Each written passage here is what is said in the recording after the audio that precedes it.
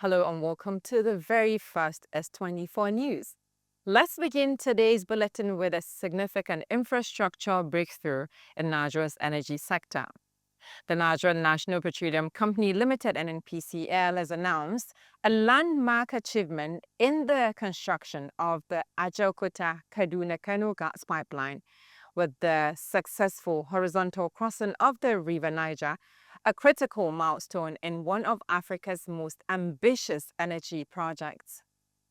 The 614-kilometer-long AKK pipeline, designed to deliver 2.2 billion cubic feet of natural gas daily, is a strategic backbone of Nigeria's energy security and industrial expansion agenda. At the heart of this achievement is the use of advanced horizontal directional drilling technology and environmentally sensitive and trenchless engineering method that enables the safe installation of pipelines beneath rivers and fragile ecosystems. The River Niger crossing, measuring 1,566 meters, is the most complex and strategically crucial segment of the entire project. It forms the vital link between southern gas-producing regions and energy-hungry industrial and urban zones in Abuja, Kaduna, Kano, and the broader northern corridor.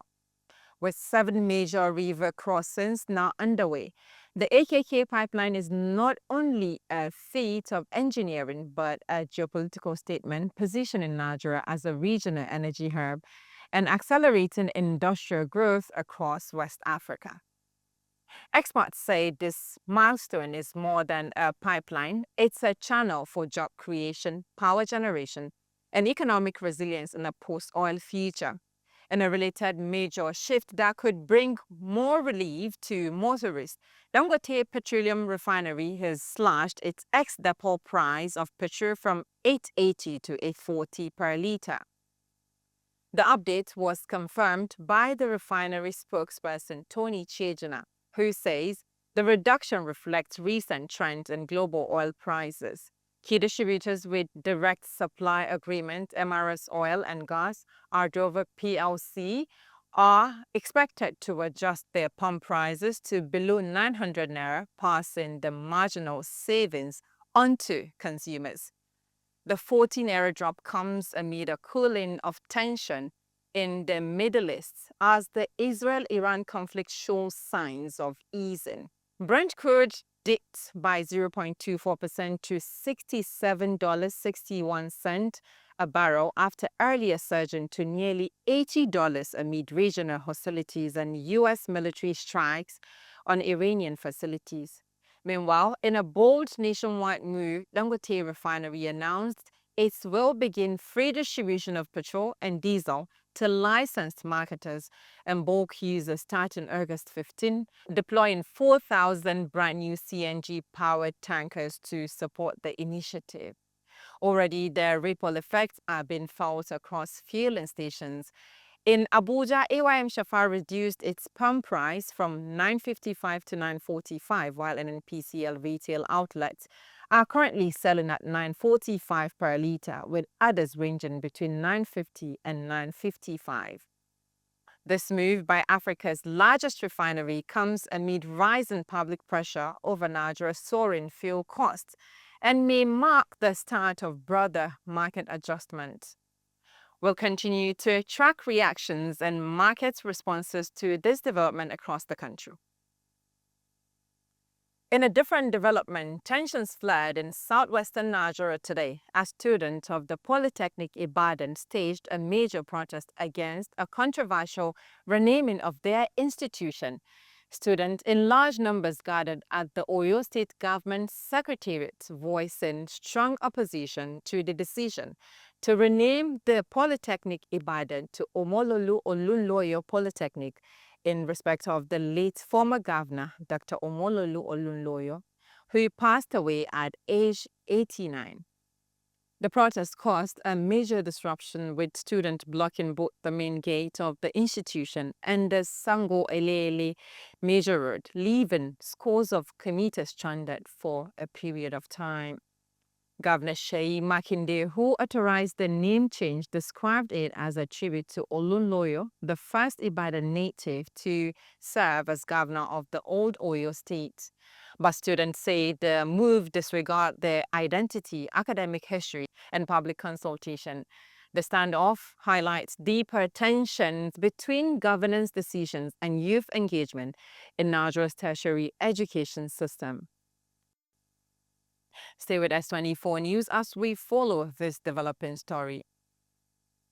We turn now to a story of unimaginable pain and powerful perseverance, one that speaks to the cost of silence, the strength of a brother's love, and the long dark shadow of extrajudicial abuse.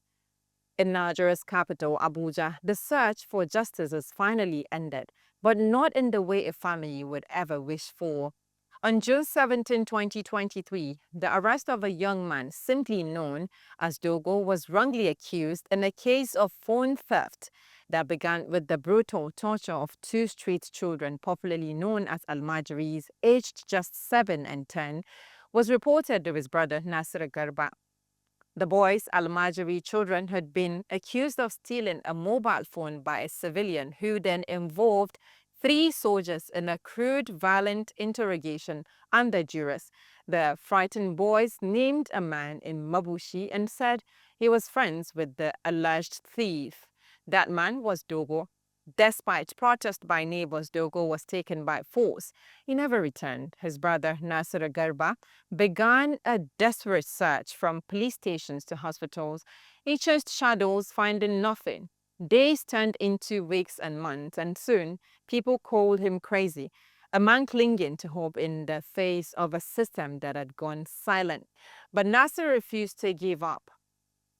Months later, and with the support of few good Samaritans, Nasir Garba turned to an unlikely source of power.